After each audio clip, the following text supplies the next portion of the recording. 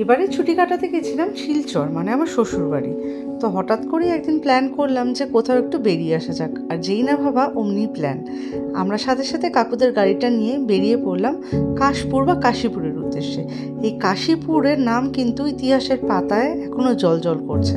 এই কাশপুর বা কাশীপুরই হলো ডিমাসা কাছারি রাজার তথাকথিত প্রাগৈতিহাসিক যুগের রাজধানী।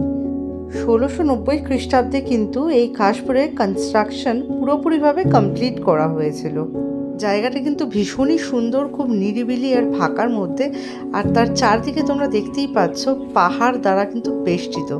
আমরা যেহেতু জানুয়ারির ঠিক মিডের দিকে গেছিলাম, সেই জন্য ওয়েদারটাও খুব ভালো পেয়েছিলাম, আর একটা বেশ রৌদ্রোজ্জ্বল পরিবেশও ছিল। খুব এনজয় করেছি আমরা।